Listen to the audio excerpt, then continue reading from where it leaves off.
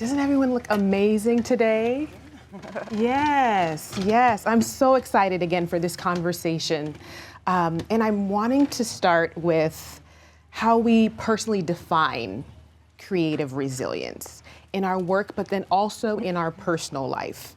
And how does it help you navigate unique pressures of your creative and leadership roles? So I want to start with that, but before this, I wonder if you can give me a two-liner that would introduce who you are and what you feel your purpose is right now. So let's start with Claire. I have to go first. So two-liner to introduce myself is probably a dreamer, futurist, and extremely optimistic about life. I love that. And I think that gives me enough purpose in terms of where I'm going. Beautiful, beautiful. And your name? It's Claire Mulhern. All right, beautiful. Ooh, okay. Hi, my name's Dana Bontemps. I work at a nonprofit social impact organization, and professionally and personally, my purpose is all around belonging and connectivity, whether that's doing events or bringing people together for conversations. That's really kind of what has always been my North Star, convening. Hello, everyone. My name is Dr. Alvin Glade. My purpose is helping people find themselves. That's it. I love it. Yeah. Hi, everyone. I'm Adrienne Lucas. I'm the head of diversity and inclusion and strategic partnerships at an advertising nonprofit called the One Club. And I'm a connector.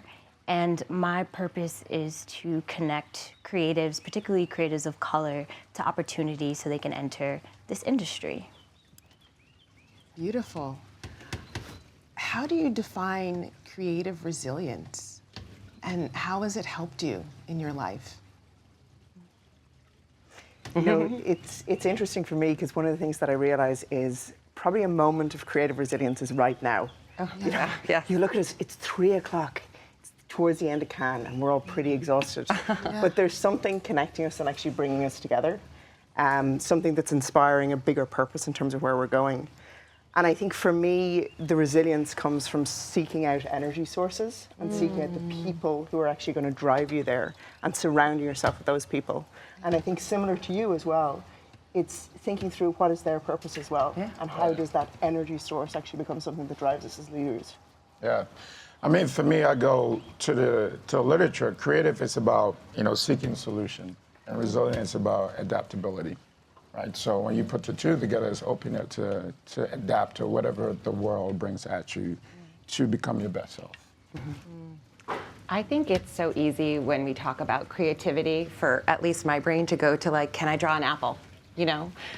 But if we were all asked to draw an apple, all of our apples would be different and all of them would be right. And I like to remember when I'm in moments where I need creative resilience that we're all so unique and we all have something to give, whether we're solving a problem, whether we're working on relationships, or whether we're drawing an apple, figuratively or literally.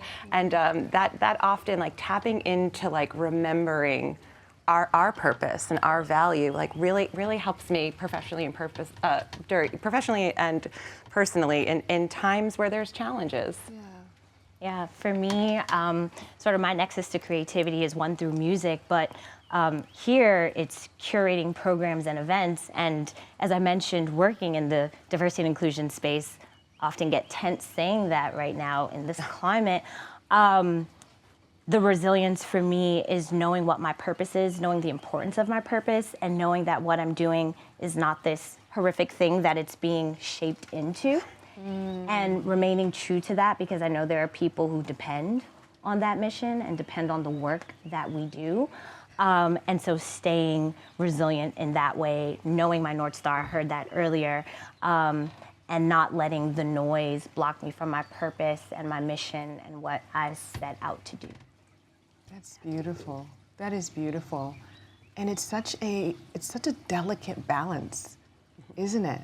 Right? To be a creative, to have this unique gift of bringing something that doesn't exist to existence, but then also battling and having the opportunity of working in industry that is sometimes maybe not in line with the environment that creativity comes up in.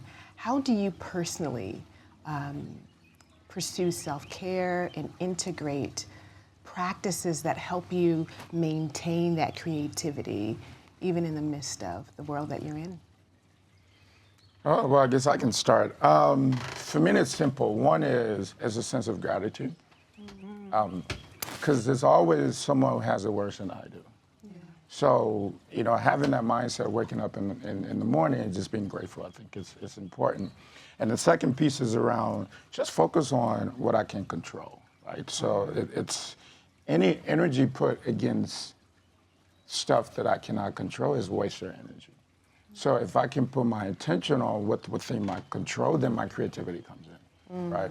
And then I'll heal my soul. It's music. Whether if it's gospel music or it's some R&B or whatever that may be, it just helps because music has a lot of power of healing. Yeah, it's beautiful. I can jump in. So I agree with you with music. I also say it's taking a pause. We work in an industry where we're often running.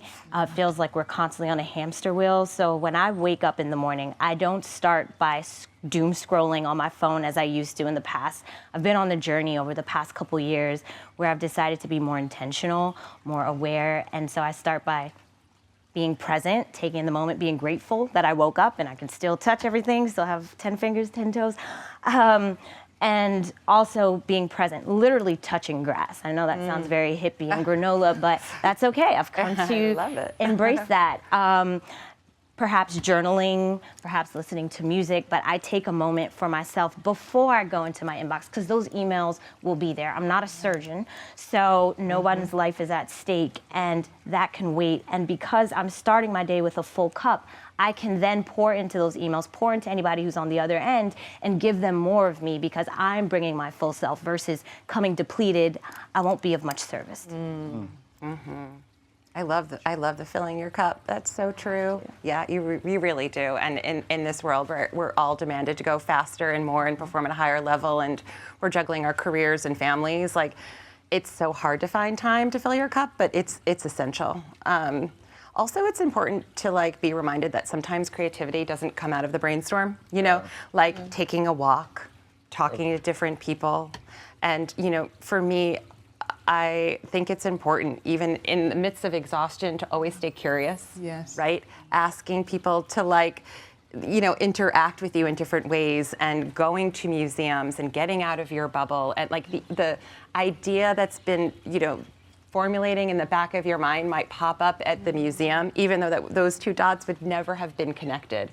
So just really allowing it to come when it can come, if you have that privilege and pleasure, is really just how I try to nurture my creativity. I love that. I feel very jealous talking to the three of you because you get to do so much creativity.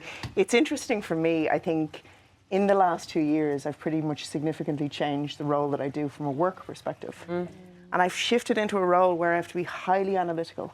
I see. As well as creative. So I think for me, there's a huge amount of self-care that's involved where I actually have to very consciously allow the other side of my brain to flourish and to thrive. And it's very restrictive because, I think when we work as creatives, our whole living, breathing, everything becomes around creativity. When you're locked away in analytics, it starts to silo you in different ways. So for me, it's finding those moments of creative inspiration, the people I can connect with who actually begin to inspire my creativity and continuing to let that flourish. Yeah. How important in a time of data, though, that you're nurturing, your creativity, because that's what we need right now, that intersection. Yeah, it's true. And, as we think about AI as well, for us as creatives, that's challenging, but AI is nothing without humanity. We will bring the humanity to those pieces. Yeah, I think you can get creativity through analytics as well. So I'm a quad analytics. It's a starting point, right? But you got to have additional context. I think what people fall short when it comes to creativity is the data says this and that's it. But the data is just the conversation starter. Oh, yeah. And then your creativity kicks in and start to ask different questions. Okay, what about this? And what are all the unintended consequences? I wonder for you, Adrienne, you work in DEI, right? And I wonder how working in DEI actually does cultivate a sense of creative resilience with the communities that you work with and the causes that you have. Yeah, so I would say that I'm thinking of creatives in a room, and someone could have a brilliant idea, but if you're the only insert blank, if you feel like you're gonna speak and get cut off, or someone's gonna steal your idea, or if there's not a sense of psychological safety at the place you work, you are never gonna get the best out of that person. They're never gonna reach that point of creative resilience because getting to that point, like when I think of the hierarchy of needs, like you're never gonna reach that if you're constantly worried, am I gonna be safe in this job? Am I being paid fairly? Getting to that apex of your mind, of critical thinking and all the things, creative resilience, your optimal creative resilience requires that safety. And that's where diversity and inclusion comes in. So if you work somewhere where diversity and inclusion isn't prioritized, where the teams aren't heterogeneous, where your intellectual ideas aren't appreciated, then it's a disservice to the organization. It's a disservice to creative excellence. It's a disservice to all the workers. And so DE&I is inextricably linked to creative resilience and creative excellence. Yeah. Wow. I mean, I got so many mental pictures as you were talking, right? People in rooms feeling silenced, people being able to have all of these great ideas and not having a through line to express those things, and how challenging that might be for a person. And then also, if you think about humanity, it is a collective creativity. It's like a workshop in creativity, right? Why would we not want to tap into that, right? And so that's so beautiful. Dina, for you, I wonder what lessons you've learned about sustaining creative energy while working on issues that can feel overwhelming or emotionally taxing at times. And a lot of the issues that we're working and supporting and amplifying are the ones that you're working on and amplifying too. Listen, in social impact, when DE&I is on the attack and being dismantled in the most vulnerable communities, right, are also being attacked. I mean, headline after headline after headline, we start to feel hopeless, and then hopelessness turns into numbness. And in the age of this epidemic of loneliness that we're in right now, how easy is it to disconnect? And our work really at the League is to help course correct that, and that the opposite and the antidote of that is belonging, right? It's like DE&I and belonging, like we're included and belonging, because what you were exactly saying, when you feel like you belong, that's when creativity can flourish, right? And like bringing together communities and creating the spaces where people can feel creative, that's when you start working towards solutions. That's when we combat that numbness and hopelessness that, like, honestly is what we're all feeling right now. Yeah. Claire, how about you? Work in digital platforms, and creative resilience is very key there. How do you support small businesses and creators, you think, in maintaining creative resilience, especially in a fast-paced environment? In a digital world as well. Yeah, it's interesting. I mean, we've the privilege of working with small businesses. And small businesses are founded in absolute passion. Like, people have an idea, they have the passion, and they have the resilience as well to make things successful. And we get the privilege of actually sitting with them and making their dreams come true, and making those dreams actually showcase and make them connect with people. It's interesting, there was a brand, Dubai Chocolate. I don't know if any of you had Dubai Chocolate. Dubai Chocolate was founded, a woman, she was pregnant, she had this craving for like a chocolate that had this mushiness on the inside. And she had this real like visceral connection to what she wanted it to feel like. So she created Dubai Chocolate. And then they put videos of it on TikTok, and when she snapped it, it was like the gooiness, the ASMR. People were losing their minds. And like so much so that now there's a worldwide shortage of pistachios. Now, Really? talk about creating a level playing I feel field. like I'm part of that. That a pregnant Egyptian woman Yeah. was able to create something that creates a worldwide shortage of pistachios. Wow. So for us, you know, one of the things that I love is that it's not that we create the dream for everybody of a shortage of something like that, but we give the possibility in a space that everything is limitless to people if they can really bring their pure brand and creativity to life.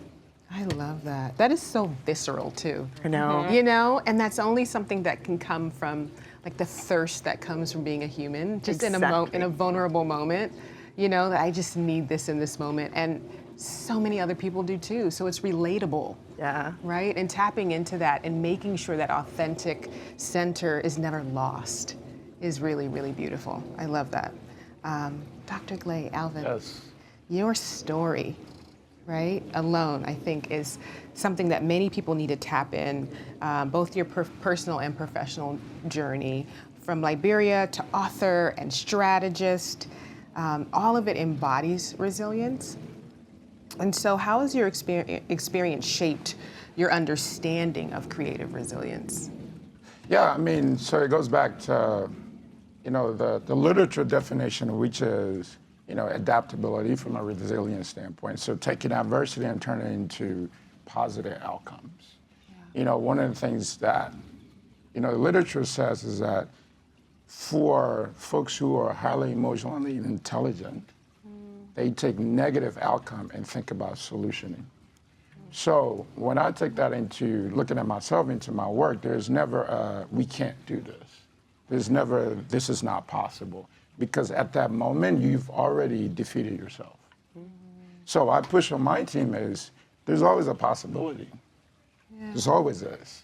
You know, there's not a, we all came to Cannes. There's so many different ways we came here, but we all came here, right? So it's about the destination, not the journey. So when I talk about creative resilience in my work and everything I've been through, is about the destination, not the journey. It's not how I get there, but I'm going to get there.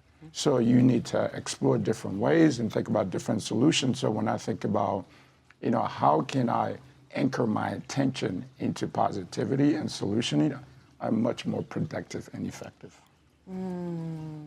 Beautiful, beautiful. It's so interesting how all of you are, you know, both talking about your the professional arenas that you're in, and also the personal, right? Because we really can't divorce the two. Nope. Right? Who we are is how we show up. Right. Yeah. What we feel that day is what we bring, right? Yes. And so our awareness of that is really important. And to be able to recognize that, yes, when I have an empty cup, there's not much of me rushing to this meeting to give nothing. Yeah. I have nothing to give, right? And so, yeah, let me take that 90 seconds and center myself. Let me refocus on my purpose here. Even in this moment, what do I want to offer this person? Yet you do work in industry. And so I wonder what advice or thoughts you have for organizations that are willing to and wanting to foster creative resilience. What are things that organizations need to be thinking about doing for folks in industry? You know, I think for me, one of the things that's always resonated with me is around the passion multiplier. And it's always thinking through how you can extract essences of people about where they're extremely passionate and getting them to lean into those things as much as possible. There's a massive amount of energy that comes within an organization when you link people with their passions and you actually amplify everything that comes there. And I think, you know, while there's times in all our jobs that we have to do things that don't necessarily drive us, if most of what we're doing is actually fueled by our passion, it transforms us in different ways. Yeah, it's beautiful. I love that. I'll jump in. So love what you just said. And I think also making things like career coaching available. I'll just say this because I do feel like it's important. People don't know this, but I'm actually an attorney licensed to practice, you know, in New York. And I did that because of family. I'm a first generation American. And I say that because I wouldn't be here if I didn't make the decision to live my life more authentically and decide I had the academic abilities to do that, but I was really bored and really drained because I was like, I'm not passionate about this, to your point. I don't feel connected to this work. But along the lines of what we were talking about, the thinking, the analytical thinking that I got through my training, I bring it to my work. I am able to be more authentic right now because I'm closer to who I really am, the work that I'm doing, because it leans into creativity. I'm working with people who I feel are my kind of people. And so I would say organizations should make these things available to folks and not be so fearful of, oh, if we do this, they're gonna run and leave, but rather you're gonna attract the right people. Yeah.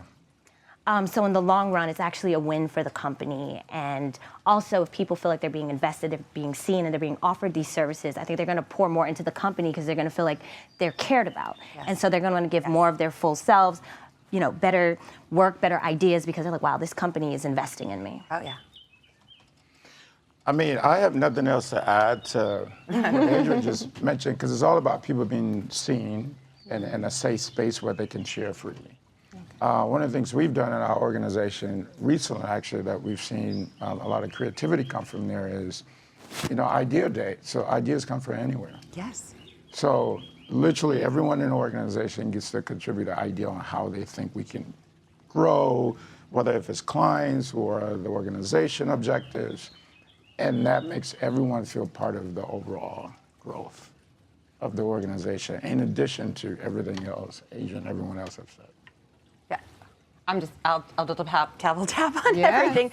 I really appreciate working in organizations where it's career coaching. It's, do you want to take a photography class, right? Like getting your team to find inspiration in other places outside of what you're doing is going to maximize your creative resilience. And exactly what you were saying, everyone has an idea, right? It's no longer this only the top tier executive levels are the ones that can weigh in. So filling the rooms with multiple generations and multiple cultures, you're going to get to the destination because everyone has a different journey. Yes. Did I say that correctly? Yes, okay. yes. But you know it. So diversity is so important from age and race and culture in the room and nurturing passions.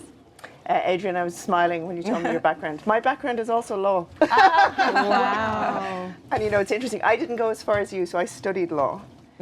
But what I did was I stopped because I thought that was my path, and I stopped because I said I'm not going the right way. You know, and it's interesting because it's like as you spoke, you could see you lighting up as you talked about something away from that. And it's like, you know, part of what I always think is if every single person can find their light and find what's going to draw them towards, it's really, really powerful. No, thank you. I've had people say that, you light up so much when you talk about your work. And I connect better to clients, to people, because I really care about this. And I would be doing a disservice to my legal clients because I wasn't lighting up. So really, you have to, that North Star that you talk about, leaning into authenticity. It's better for yourself and anybody you engage with. Yeah. So my mind goes to takeaways, right? But I wonder if we can do it a little different, right? There's somebody here that really needs some pivotal information. They're at a point in their life where they might really benefit from some advice, some takeaways from you. And so I wonder, Adrian, if you can talk about some advice that you would give someone within your industry, right? Tapping into their uniqueness, the diversity of who they are, right? Advice that you would give them about creative resilience. Yeah, I would say do it scared. And also listen to that intuition. You mentioned it as well. There's sometimes a voice, if you really tune into yourself and not get so distracted by social media, what other people's opinions of where you should be in your life, and you really take that time, whether it's therapy, meditation, journaling, whatever that is for you, spending time at the gym, and you start listening to that voice, it will not steer you wrong. Like you said, you'll get to that destination. It might be windy, it may not be pretty. You're gonna have to be okay with that road potentially being a little rough. But I promise you what's on the other end will be so much better than living a life that you're doing for other people's sort of approval, people that probably don't even care, a job that they'll find a replacement for you so quickly. And so take that leap, listen to that voice, connect with yourself, and I promise you it will be much better than the alternative. Beautiful. Dr. Glay, how does someone overcome adversity, tap into their creative wellness? What advice would you give someone that is potentially battling with collective trauma or seeking to overcome what's within? What would you say? Yeah, I mean, it's a great question. Oftentimes when we go through some of life's toughest challenges, we tend to put it in the box and lock it up because we don't want to revisit it. For me, that's your superpower, because that's where you grow, that's where who you are, that's where you come from. And I think, one, you got to embrace that. Once you do that, then your possibility is endless, right? That's the first thing, and you know, I talk about that in my book. And another book that I really love, I think it's by Ryan Day. He said the obstacle is the way. So whenever there is challenge, there is something you say you cannot do, that's your path. You just need the resilience to say, you know, I'm going to do it. And you don't even need to know. I decided to get my doctorate when I just completed the most grueling MBA experience ever. I just had a kid. And I saw a bunch of black folks or a PhD that said, I'm going to do that. I didn't know how, and I did it. So. What a testament. Dana. Yes. Social impact is big. I wonder what advice you would give someone that is wanting to make a social impact, but they might be struggling with creative resilience. I wonder what you give them. What advice would you give them, a takeaway from today?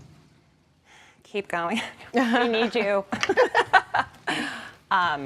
It's a great question. I know I keep going back to this, but continue to seek inspiration. Find the people that inspire you, talk to them.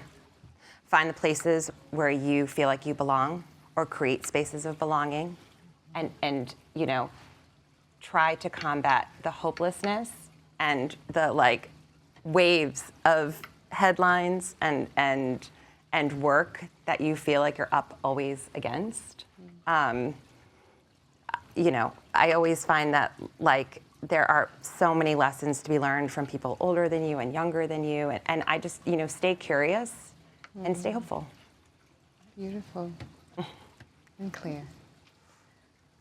These creatives are immersed in digital platforms as a vehicle for their creativity.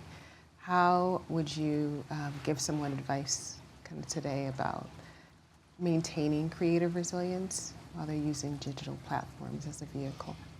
Yeah, it's interesting. I mean, change is constant. I think that's one of the things we need to rely on. Funny, you know, when the Kindle came out, nobody thought we were going to stop reading books, you know? And when digital platforms came along and mobile came along, nobody thought we were going to stop looking at images or videos or be inspired by things we see. So part of what I always think about is how do we create consistency in chaos? And how do we actually ground ourselves in the things that are always going to be the same? And you know, again, that comes back to our energy sources. It's the things we see, it's the things we feel. It's that visceral connection to that chocolate. How many of us are going to go and get that chocolate like soon? Like we can feel it straight away. But you know, it's creating that that consistency around the things that change. Beautiful. Any last words? Any last words for any one of you? I mean, for me, I talk about when you're facing some of life's toughest challenges, no matter what it is, one thing that always keeps me grounded is there's beauty on the other side of pain. And that helps me understand that, okay, there's a brighter day ahead. And that keeps me motivated to keep going. So whatever that is, just remember there's beauty on the other side of pain, and it's not about the journey, it's a destination. Beautiful. I love that. You know, my career has not been linear, you know, and that has been wild and messy and rewarding, right? Just like your path hasn't been linear. So surround yourself with good people, people you can learn from, people that you can be inspired from, and listen to your intuition, because that is going to lead you. Might be a rocky path, but it's the right path, right? And so that's the North Star. I love that. For me, it's like keep chasing your light. And I think for people who are stuck in the darkness, help them find the way to the light. Because I think a lot of times, you know, when people are going through adversity and things like this, it's hard for them to see that beyond. But you know, as us as people, as we look into people's eyes, we can see those sparks that light people up. Yeah. And it's letting them know that those are the moments that are actually going to carry them through to the other side to get there. Mm-hmm. Beautiful. Wow. Wow. What a beautiful display of humanity that we have, right? That I think what I'm taking away from this panel and this time is you are uniquely yourself. Oh, yeah. You are uniquely yourself. And there's a light in you. There is a need for pause. There is a need for community. There is a need to fill your cup. There is a need to tell your story. There is really a need to be able to have communities around you that lift you up. And creating avenues for other people that may not be heard to be heard is a part of your creativity. And so I just want to thank you so much for your contributions today. I want to thank you for your the audience, for your time and your presence and deciding to be here for whatever it is that you're taking away. I hope it changes your life. I hope you allow it to change your life. There was something that you heard today that will stick with you, that kind of imprinted on you. That was yours. It's worth the trip. Mm. And so thank you so much. We appreciate your time. Thank you. Let's give our panel. Thank you. Thank you. Okay. So to end, I always like to have a reflection. Whenever I'm kind of taking in information, hopefully you're doing okay on time, Sharon, but okay. It's always good, that thing that imprints on you is possibly the message that you came for. We don't know why we come to places at times. We don't know what that title, why did it stick out to me? What was it about these people that made me feel like I needed to be here? And so I want you to, if you have your phone and a notes app, I want you to write down something that stood out to you today, something that gave you, and we can do the same, right? Maybe it's something that we heard from another panelist, but something that stuck out to you as something you're needing right now in your personal journey. Mm-hmm. It could be with your family. It could be with a spouse. It could be with a friend. There's something that you're going through, and that word was exactly what you needed. I want you to write it down. What that does is it creates a file in our brain when we actually write something down. It opens a file, and it allows us to kind of press down into that idea, right? And so take a moment. We'll play that music again if we can, so that you can crystallize this moment for you. What was the word? What was the phrase? What was the note?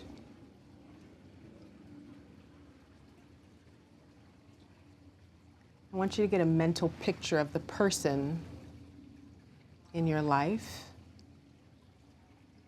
that really needs to hear that same word that imprinted on you.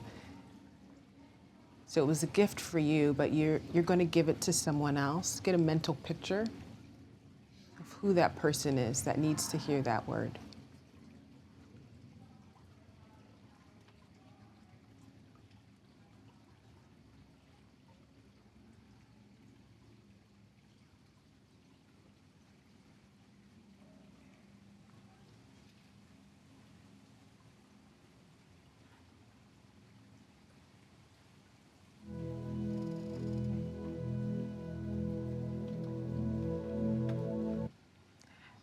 Then I want us to, in a popcorn fashion,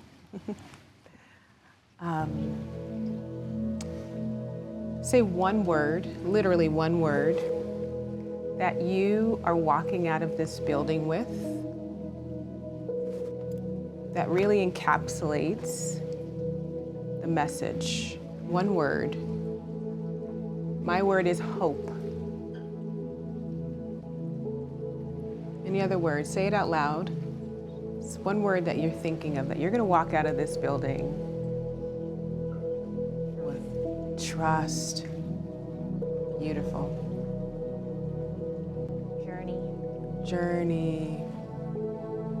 Mine is light. Yeah, light. Connection.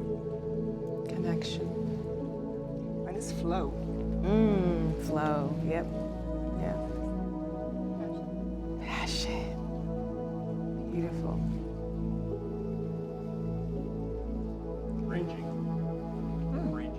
Bridging. Yeah, that's good. Anyone else? Resilience. Beautiful.